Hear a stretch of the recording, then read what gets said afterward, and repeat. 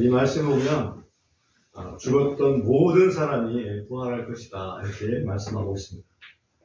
모든 사람에는 동양인도 포함되고 또 서양인도 포함됩니다.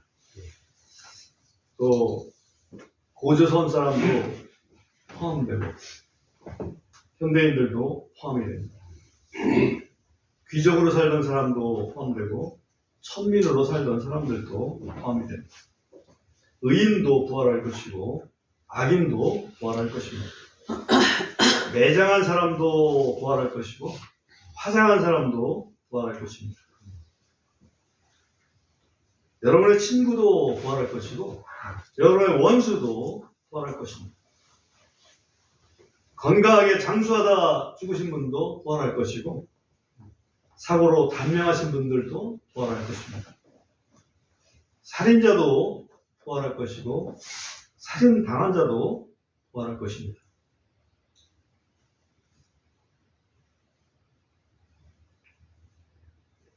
좋죠?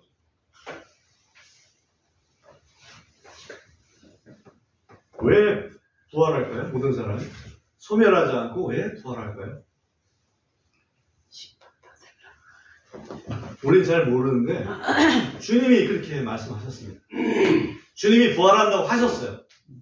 그러니까 우리는 그걸 믿는 겁니다. 그죠? 우리는 우리의 생각 믿지 않습니다. 우리는 기록된 말씀을 믿어요. 그죠?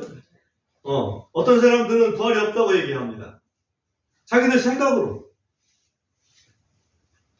구원받은 게 부활이다. 그걸로 끝난다 생각합니다. 물론 그건 영적인 부활이라고 볼 수 있습니다. 그러나 우리 주님 말씀하신 것은 그 영의 부활에 그치지 않습니다. 육의 부활. 그게 주님이 지금 말씀하신 부활입니다. 왜? 무덤 속에 있는 자들이 부활한다고 하셨지 않습니까? 무덤 속에는 누가 있어요? 육이 있습니까? 아니면 영혼이 있습니까? 육이 있죠. 그러니까 무덤 속에 있는 자가 부활합니다. 그러니까 영혼이 부활하는 게 아니고 육신이 부활합니다. 그걸 우리가 분명히 인정하고 들어가야 됩니다.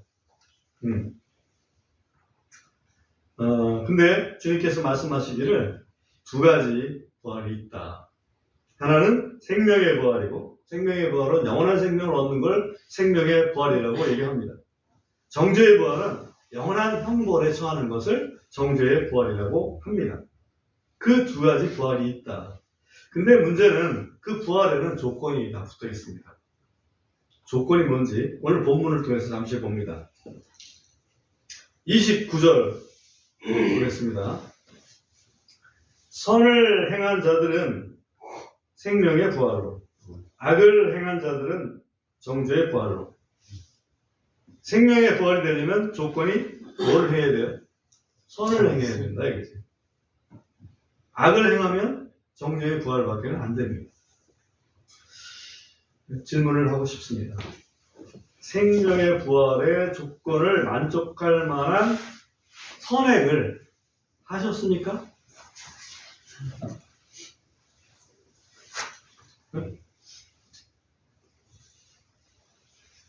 그런 선행자가 얼마나 될까요? 이 세상에. 불행하게도 로마서 3장 12절에 의하면 선을 행하는 자가 없나니 단 한 사람도 없도다. 한 사람도 없습니다. 문제가.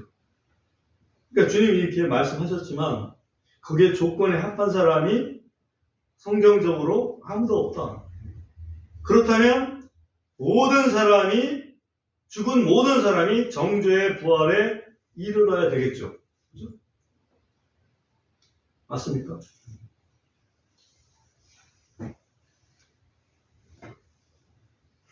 근데 우리 주님께서 다른 조건을 하나 말씀하셨어요. 어디에서? 우리가 읽은 것 바로 그 직전에 요한복음 5장 24절을 한번 보겠습니다.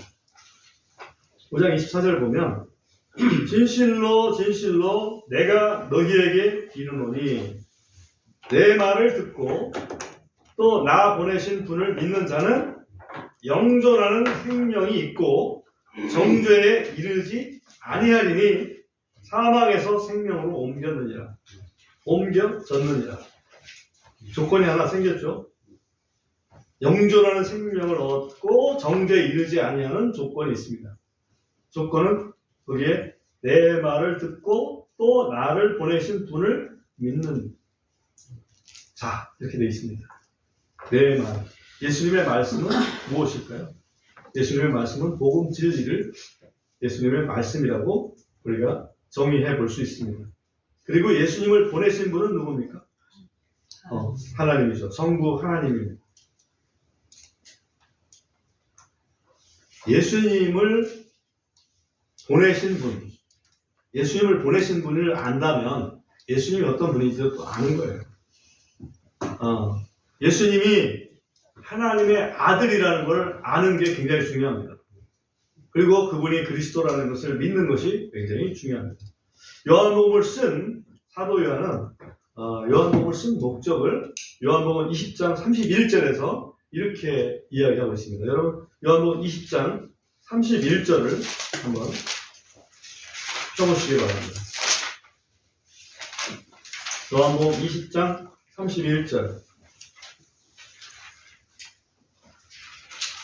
같이 한번 읽어보겠습니다. 그러나 시작. 그러나 이것들이 기록된 것은 예수님께서 그 그리스도 곧 하나님의 아들이심을 너희가 믿게 하려 하며 또 믿고 그분의 이름을 통하여 생명을 얻게 하려 합니다. 그래서 예수님이 하나님의 아들 그리스도라는 것을 믿는 것, 그게 하나의 새로운 조건이 되는 겁니다. 영원한 생명을 얻을 수 있는 새로운 조건. 그 전에는 뭐가 새로운 조건이에요? 뭐가 조건이에요? 선을 행하는 게 조건이에요. 근데 문제가 선을 행하는 자는 없나니 단 한 명도, 단 하나도 없다라고 로마서 3장에서 분명히 말씀을 하고 있어요. 그래서 그 조건으로만 한다면 정말 어처구니가 없어지는 거죠. 아무도 생명의 부활에 이를 자가 없으니까. 근데 다행히 예수 그리스도를 보내신 아버지 하나님, 그 복음 진리를 듣고 믿기만 하면 영원한 생명을 얻는다라고 하신 이 예수님의 말씀 때문에 새로운 희망이 생긴 겁니다.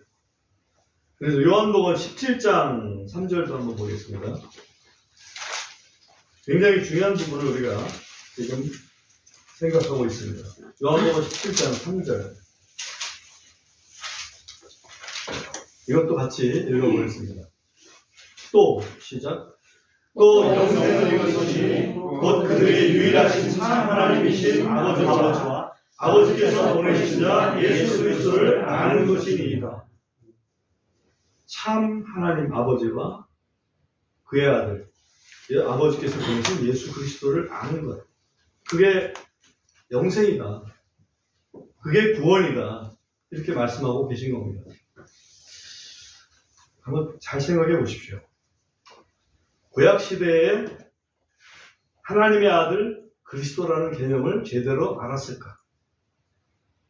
하나님이 아버지와 아들과 성령으로 삼위의 하나님, 삼위일체 하나님으로 계셨다는 것을 구약의 성도들이 잘 알았을까?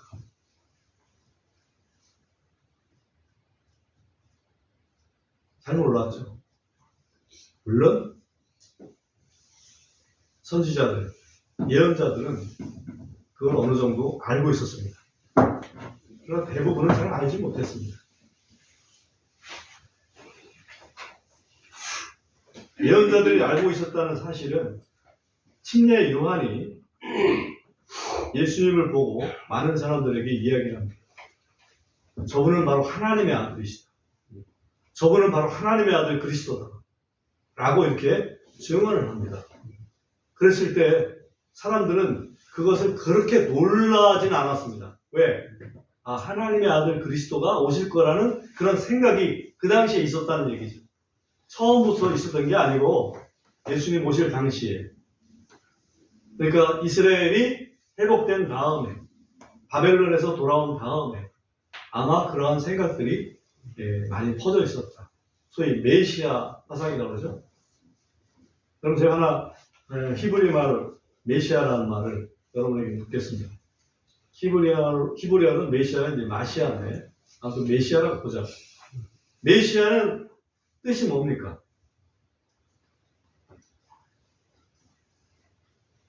그러면 거꾸로 메시아를 헬라 말로 뭐라고 합니까? 그리스도. 그렇죠. 메시아는 헬라 말로 그리스도라고 합니다. 이 그리스도는 기름 부음 받은 자. 그렇지. 바로 그거죠.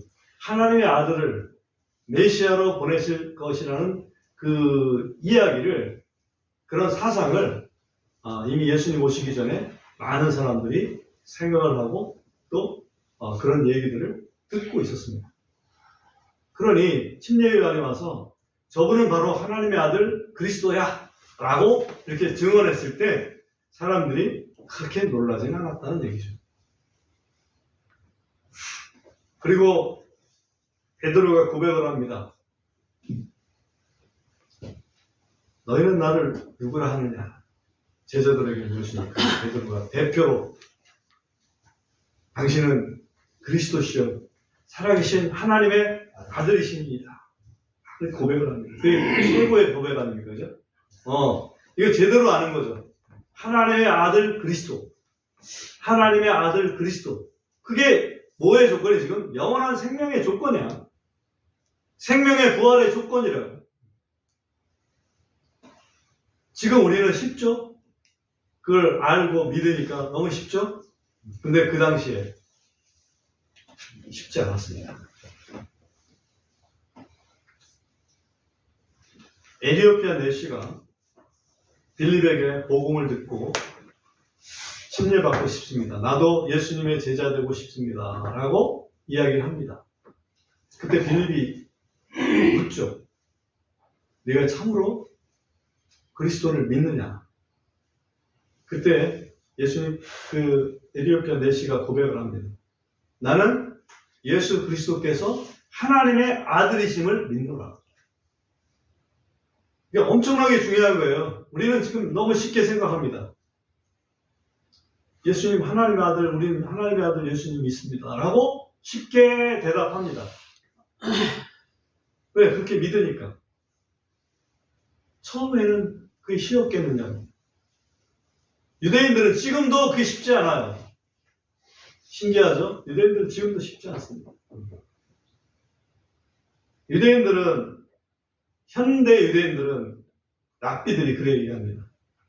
예수님은 위대한 분이기는 하나 하나님의 아들이라고까지는 할 수가 없다. 한 인간, 위대한 인간, 이런 정도로만 인정을 하는, 그게 소위 메시아닉 주라고 합니다. 예수님을 믿는 것 같은데 실상은 예수님이 하나님의 아들, 다시 말하면 삼위 하나님의 한 분이신 그분으로 믿고 있지는 않는다는 얘기죠. 그러니까 우리는 착각하기 쉽습니다. 어떤 분들은 예수님을 낳으신 어머니도 하나님이라고 하잖아요. 그죠? 성모님이라고 해서 하늘에 올라가셨다고 믿고 있고, 하늘에서 우리를 위해서 기도한다고 할 수 있고, 성경하고 다른 이야기들을 믿고 있습니다. 우리는 기록된 성경 말씀에서 벗어나지 말아야 됩니다. 우리는 상상할 수 있어요. 얼마든지 자유롭게 상상할 수 있습니다. 그러나 그 상상은 항상 성경 진리에서 벗어난 상상은 악을 낳습니다. 문제가. 구원을 흐립니다. 사람을 자유롭게 할 수 있는 복음 진리를 흐려요. 그럼 진정한 자유를 얻지를 못하고 결국은 불확신 속에서 죽음을 맞이합니다.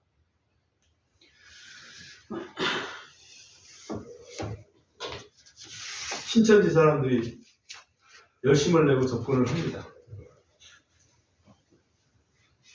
우리는 구원 받은 상태에서 시작을 하잖아요. 그죠? 구원 받기 위해서 여러분 믿습니까? 혹시 천국 가려고 믿나요? 아니죠? 이미 천국 백성 됐기 때문에. 구원받은 자 됐으니까. 하나님 백성이 됐기 때문에 우리는 믿음의 생활을 하는 거지. 근데 신천 사람들은 뭘 목표로 해요? 뭔가 구원받기 위해서, 거기에 들기 위해서 다른 겁니다. 같은 성경을 가지고 이야기를 해도 다른 거예요. 왜? 복음 진리를 변경시키기 때문에. 복음 진리는 뭡니까? 예수님이 바로 하나님의 아들 그리스도다. 그분만이 우리 인류를 구원하실 수 있는 구세주다. 그거를 확실히 믿는 겁니다. 실제로 성경에 의하면 예수님 당시의 유대인들, 유대인 지도자들, 산헤드린, 공회라고 그러죠. 그 사람들도 그리스도는 하나님의 아들이다 라는 사실을 고백하고 있습니다. 그걸 어떻게 알 수 있습니까? 한번 마태복음 26장을 한번 보겠습니다. 마태복음 26장 63절 보겠습니다. 마태복음 26장 63절.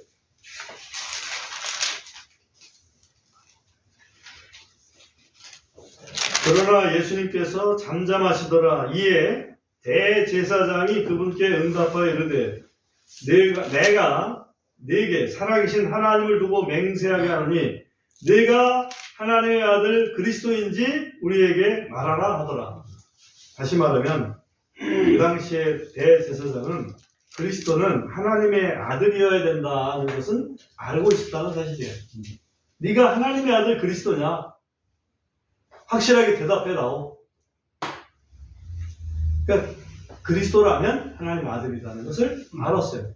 근데 지금 현대 랍비들은, 유대인 랍비들은 그리스도인에도 불구하고 하나님의 아들이라고는 생각하지 않는다. 이런 엉뚱한 얘기를 하는 거예요.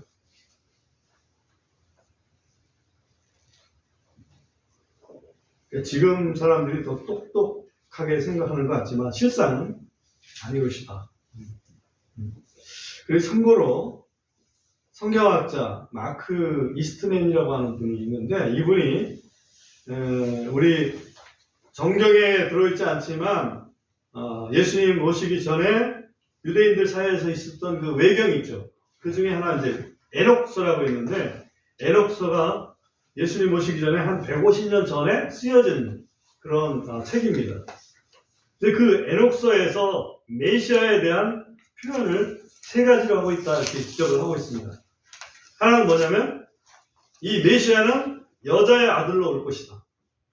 이건 창세기 3장 15절 말씀을 근거로 했다고 보여줍니다. 또 메시아는 사람의 아들일 것이다. 그래야 사람의 아들이어야 사람의 죄를 감당할 수 있으니까. 메시아는 하나님의 아들이어야 할 것이다. 이 세 가지를 에녹서에서 이렇게 기록을 하고 있다고 마크 이스트맨은 이렇게 지적을 했습니다. 저는 에녹서를 다 읽어보지는 않아서 그거를 다 확인은 못했어요. 그러나 에녹서에 뭐 그게 없는데 그 전문가가 그런 말을 했을 리는 없죠. 그러니까 예수님 오시기 전에 한 150년 전에도 이미 메시아는 하나님의 아들로 오실 거라는 사실을 이미 알고 있었다는 사실입니다.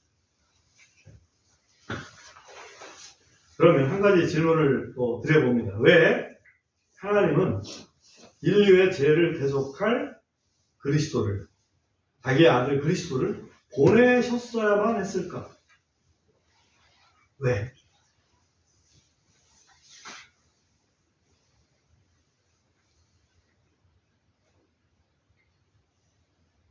다시 말하면 모든 사람이 율법적으로 죄인입니다. 지금 모든 사람이 율법적으로 죄인인데 그대로 놔두면 그 모든 사람이 정죄받아서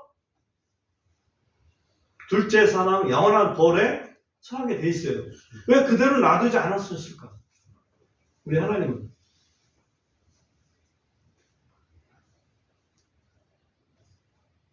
우리가 하나님 심정 속에 들어가지는 않았지만 성경 말씀을 통해서 하나님의 심정은 읽을 수 있잖아요. 하나님께서 우리 인간을 창조하실 때 하나님의 형상으로 닮아서 그야말로 하나님을 어찌 보면 대신할 그런 통치자를 창조하신 거 아닙니까? 근데 그게 하나도 없이 다 멸망당한다 그러면 하나님은 성공자입니까? 아니면 실패자입니까? 실패자죠. 하나님은 실패자로 이렇게 끝내실 수 없는 그런 분입니다. 그래서 그분은 어찌하든지 방법을 알고 계시는 거죠. 실상은 창조 때부터 그 방법을 알고 계셨죠. 그리스도는 처음부터 계셨기 때문에.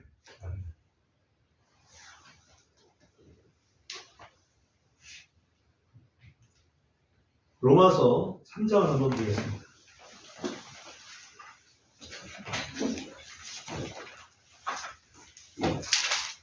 로마서 3장 23절 너무나 유명한 구절인데 제가 한번 읽어보겠습니다. 이는 모든 사람이 죄를 지어 하나님의 영광에 이르지 못하다니. 이건 인간의 상태입니다. 모든 사람이 죄인입니다. 그래서 하나님의 영광, 우리가 아까 얘기했던 생명의 부활이라고 대체를 해도 되겠죠. 생명의 부활에 이르지 못하더니 그리스도 예수님 안에 있는 구속을 통해 하나님의 은혜로 값없이 의롭게 되었기 때문이라. 값없이 의롭게 되었다 이 말은 생명의 부활에 자격을 얻었다 이 말이죠. 25절 보면 하나님께서는 그분의 피를 믿는 믿음을 통해 그분을 화해의 확물로 세우셨으니 하나님의 참으심을 통해 전에 지은 죄들을 사면하심으로써 자신의 의를 밝히 드러내셨고 내가 말하노니 이때에 자신의 의를 밝히 드러내셨으니 이것은 그분께서 의로우시고 또 예수님을 믿는 자를 의롭게 하시는 이가 되려 하십니다. 여기 보면 하나님의 의라는 표현이 나옵니다. 만약에 우리 인간을 지으시고 다 멸했다. 그럼 하나님 의로우시다고 할 수 있을까? 다 멸했다. 그럴 수 없다 이거죠. 그래서 예수 그리스도를 통해서 의롭다라는 그런 방법을 마련해 주시는 거지. 그럼으로써 하나님이 정말 의로우신 분이시구나. 그리고 예수님 때문에 의를 입은 사람들은 하나님 정말 감사하고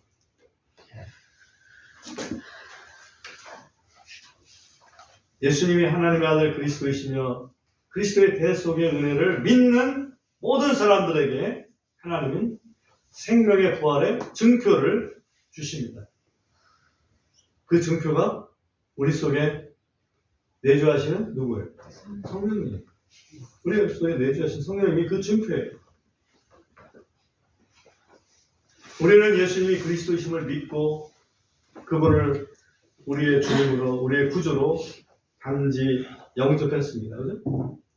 기도로 영접했어요. 내가 믿음이라는 걸 고백을 통해서 영접했어요. 하나님, 나는 당신이 보내주신 당신의 아들 예수, 그분이 그리스도이심을 내가 믿습니다.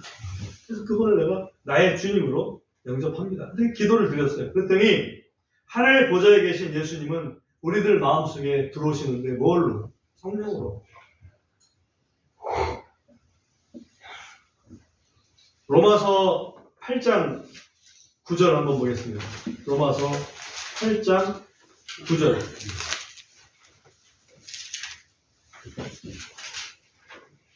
그러나 너희 안에 하나님의 영께서 거하시면, 하나님의 영은 다른 말로는 성령이라고 할 수 있겠죠. 하나님의 영께서 거하시면 너희가 육신 안에 있지 아니하고 성령 안에 있느니라. 이제 어떤 사람에게 그리스도의 영이 없으면, 왜 앞에는 하나님의 영이라고 그러고 지금은 또 그리스도의 영이라고 그러죠? 그리스도의 영이 없으면 그는 그분의 사람이 아니니라. 우리가 그리스도를 영접하죠. 근데 그리스도께서 영으로 오신다는 거예요. 왜? 그분의 변화된 육신은 어디에 계셔요? 하나님 보좌 우편에 계시잖아요. 그러니까 우리에게는 그리스도의 영을 보내신단 말이에요. 그리스도의 영이 하나님의 영이고 성령님이죠. 우리가 그리스도를 믿는다는 얘기는 삼위일체 하나님을 사실은 영접한 거랑 똑같은 거예요. 이해되시나요? 그래서 예수님이 하나님의 아들 그리스도라는 것을 믿는 믿음이 어마어마하게 중요하다. 그것이 사람을 변화시키는 그것이다. 우리 요한 1서 한번 5장을 또 보겠습니다.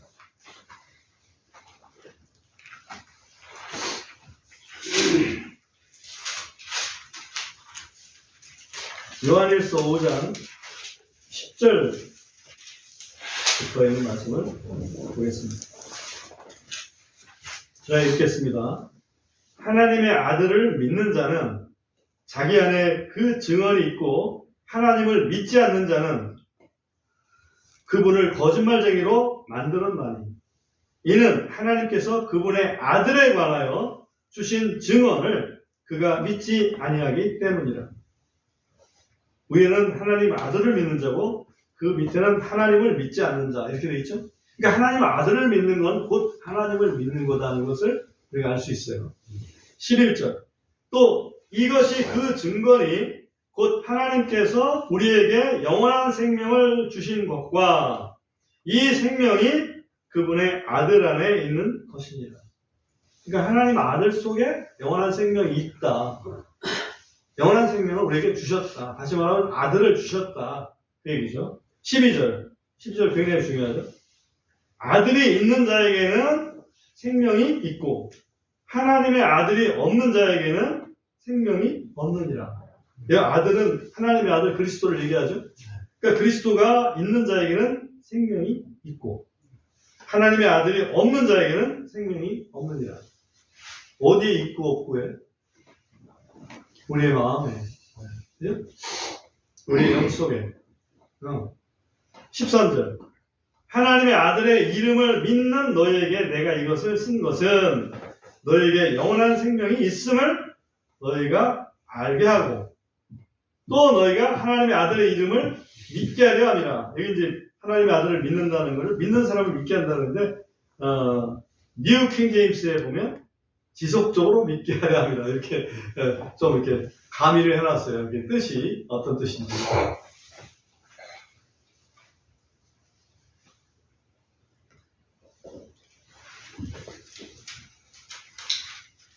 우리 예수님을 믿는다는 얘기는 우리 안에 바로 하나님의 영, 그리스도의 영이 계심을 믿는 것이고 하나님의 영이 계신다는 얘기는 영원한 생명이 우리에게 있다는 것을 말씀하고 있는 거예요. 그러니까 우리는 영원한 생명을 얻기 위해서 이렇게 막 신앙생활을 하는 게 아니고 영원한 생명을 가지고 있기 때문에 신앙생활을 한다는 사실을 우리가 인식을 해야 돼요.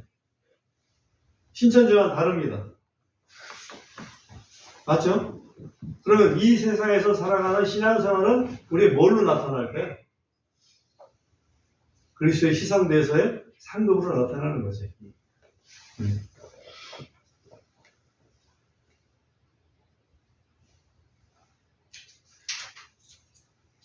그 다음에 우리가 또 본문으로 다시 돌아가 보겠습니다. 요한복음 5장 29절로 돌아가겠습니다. 요한복음 5장 29절을 보면 선을 행한 자들은 생명의 부활로 악을 행한 자들은 정죄의 부활로 나오리라. 이렇게 딱 두 가지가 종류가 있다 이렇게 되어 있습니다. 그런데 그 문제가 되는 부분은 뭐냐면 그 위에 28절에 이것을 이상히 여기지 말라. 이는 무덤들 속에 있는 모든 자들이 그의 음성은 그 앞에 보면 예수님 인자의 음성이라고 있습니다. 그리스도의 음성을 들을 그 시간이 오고 있기 때문이니라고 되어 있죠. 음성을 들을 시간이 오고 있는데 무덤들 속에 있는 사람들이 그 음성을 듣고 부활하게 될 것이다. 근데 여기서는 시간 차이를 구분을 할 수 없게 되어 있어요. 이 말씀에는. 근데 나머지 신약 성경에서 데살로니가전서 또 고린도전서 그런 신약 성경에서 거기에 시간 차이가 있다 하는 것을 말씀하고 있습니다. 그래서 오늘 말씀 이 암송성부의 그 1000년이라는 시간을 가진 그 부분을 암송성부로 택했습니다. 자, 우선 데살로니가전서 4장을 해서 16절, 17절 한번 보겠습니다. 데살로니가전서 4장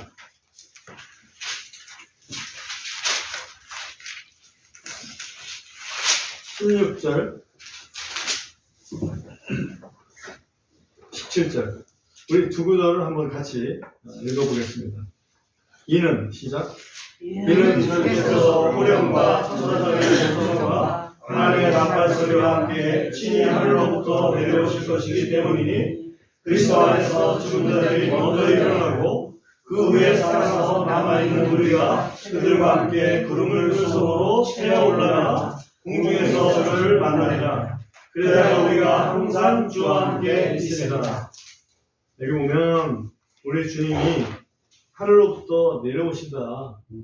그 하늘로부터 내려오신다는 건 우리가 지난 시간에 사도행전에서 하늘로 가신 그 바로 그분이 동일한 방법으로 내려올 거라는 것을 우리가 지난 확인했잖아요.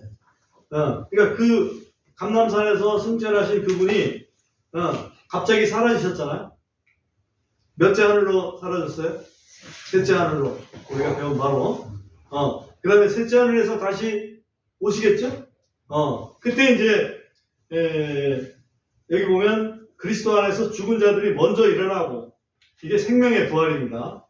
그리고 그 후에 살아서 남아있는 우리가 그들과 함께 구름들 속으로 채워 올라가. 라고 되어 있어요. 그때 우리는 몸이 변화돼서 휴거되는 걸 채워 올라간다. 이렇게 표현을 한 거예요. 그러니까 휴거란 말이 성경에 없지 않느냐라고 얘기할지 모르지만, 이걸 뭐로 표현할 거냐라고 한다면, 표현할 방법이 없죠.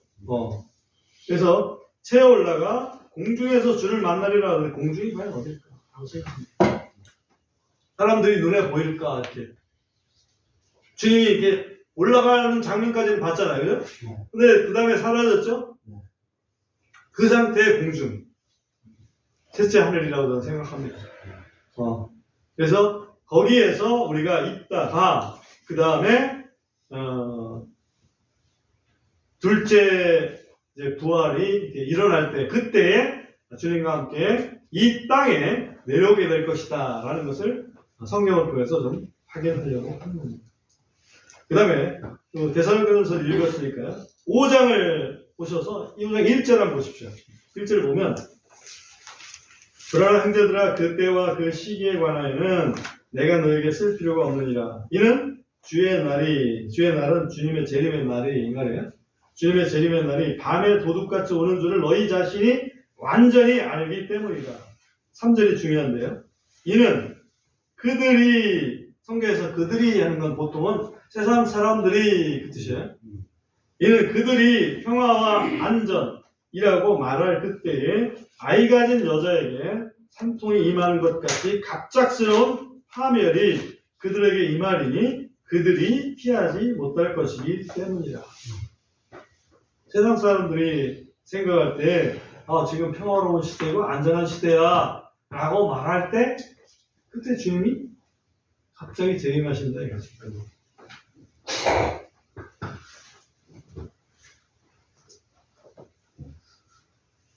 도저히 못 살겠어, 이런 시절이 아니고, 이 평화로운 시기고 이 안전한 시기에 뭔 소리야? 라고 하는 정도로 그런 시기에 우리 주님 오신다는 얘기죠. 그래, 천재지변이 막 있지 않았습니까? 폭염도 있었고, 폭설도 있었고, 지진도 있었고, 화산도 있었고, 얼마 있으면 우치산이 폭발한다, 무슨 백두산이 폭발한다, 이런 얘기들 많이 있지 않습니까? 그런 게 있어야 오는 게 아니고, 그건 하나의 징조일 뿐이고, 전체적으로는 여기 사람들이 생각할 때 평안없다, 안전하다, 그런 분위기 속에서 주님이 오신다는 거죠. 그래서 그게 갑자기 오는 거기 때문에 사람들이 대비를 못한다는 얘기죠. 우리는 대비를 했으니까 문제가 없다는 얘기죠. 이해되시나요?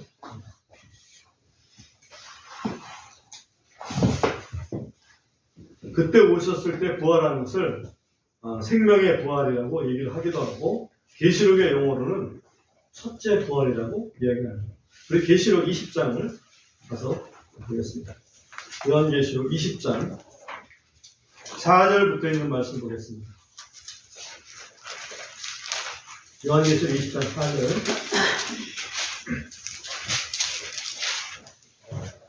또 내가는 사도 요한입니다. 또 내가 왕좌들을 보니, 왕좌들입니다. 왕좌 하나가 아니라 왕좌들. 그러니까 사도 요한이 하늘에 올라가서 사실은 24보좌를 보지 않습니까? 왕자들. 그러니까 24보좌들을 가리킨다 이렇게 볼 수 있는데, 왕자들을 보니 그것들 위에 앉은 자들이 있고 그들에게 심판이 맡겨졌더라. 또 내가 보니 예수님의 증언과 하나님의 말씀을 인하여 목배임을 당한 자들의 혼들과 짐승과 그의 형사에게 경배하지도 아니하고 또 자기들의 이마 위에나 자기들의 손 안에 그의 표를 받지도 아니한 자들이 있었는데 그들이 살아서 그리스도와 함께 1000년 동안 통치하더라. 여기 보면 두 부류의 사람이 있어요. 하나는 왕자 위에 앉아있는 사람들이 있어요. 이 사람들이 심판하는 권세를 가지고 있다고 했죠.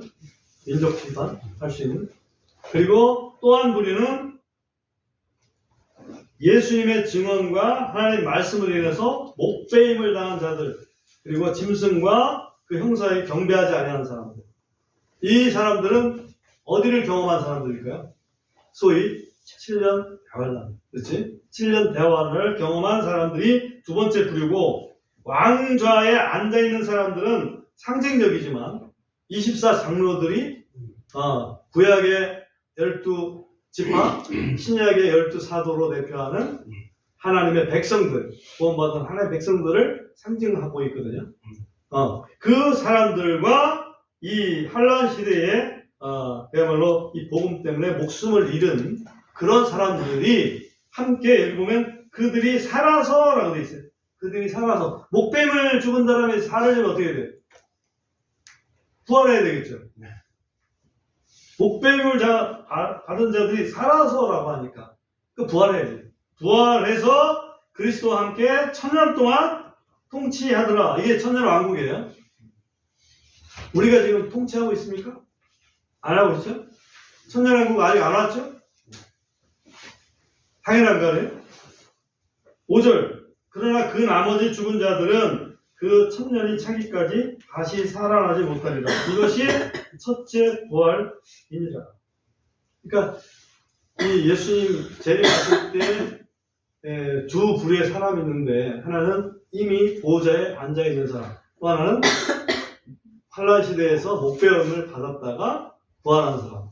이 사람들이 첫째 부활이라고 성경은 말하고 있어요. 이해되죠?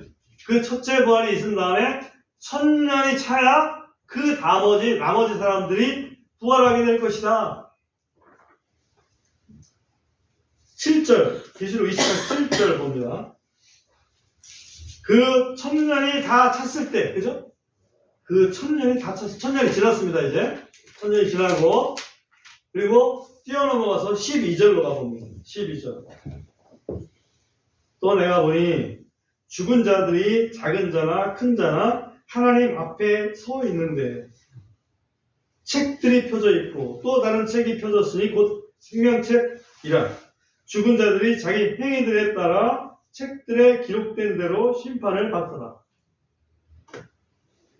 바다가 그것 안에 있던 죽은 자들을 내어주고, 바닷속에 죽어있던 자들을 내어주고, 사망과 지옥도 그것들 안에 있던 죽은 자들을 내어주니 그들 각 사람이 자기의 행위들에 따라 심판을 받더라 라고 되어 있습니다. 여기가 이 사람들이 사실은 두 번째 정죄 부활로 이르는 사람들입니다. 그 정죄 부활로 이르는 사람들은 정죄를 받기 위해서 부활한 거예요. 불행하죠? 차라리 없으면 나을 텐데. 저도 차라리 없기를 바랍니다. 근데 차라리 없으면 나을 텐데 하나님 말씀은 있다. 그래야 우리가 사실은 있는 보람도 있죠. 차라리 없으면, 그냥 다 소멸되면, 이 세상에서 떵떵거리고 살다가 그냥 소멸되면 그만 아니겠어요? 사도 바울이 얘기한 것처럼, 야, 그러면 우리 실컷 먹고 내일 죽자. 그거나 뭐 차이가 있겠습니까? 근데 하나님은 그런 하나님이 아니셨습니다. 정죄의 부활은 영원한 형벌이라고 분명히 말씀하고 있어요. 그 영원한 형벌이라는 것을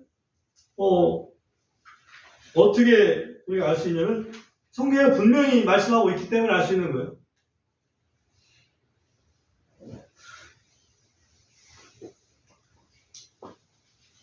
계시록 20장 15절에 보면 누구든지 생명책이 기록된 것으로 발견되지 않는 자는 불호수에 던져지더라. 이것이 소위 둘째 사망이라고 성경은 분명하게 말씀하고 있습니다.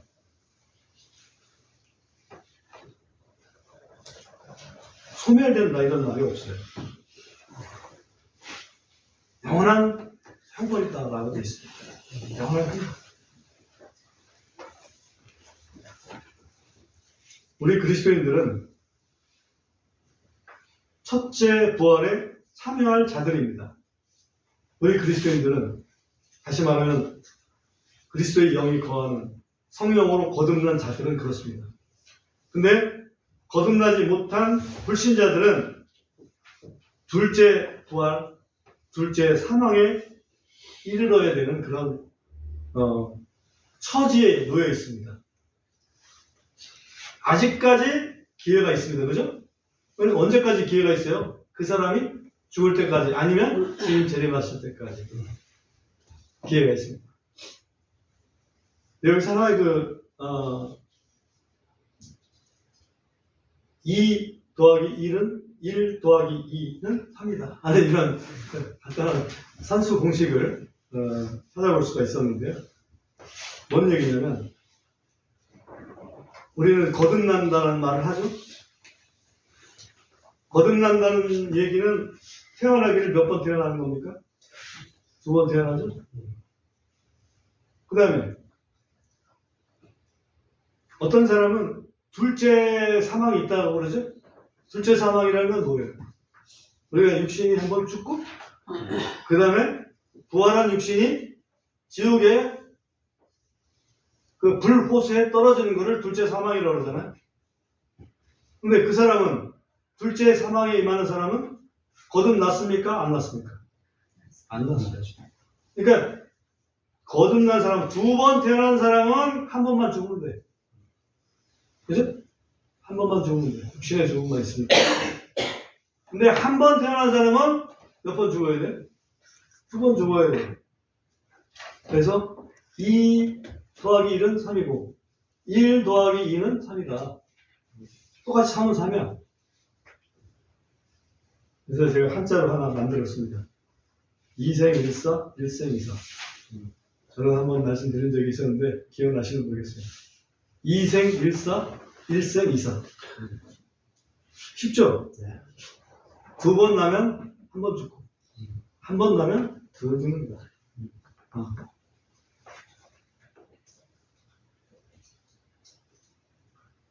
여러분 어떻습니까? 사람들이 안전하고 평화롭다 하는 시대에 우리 주님이 오시겠냐?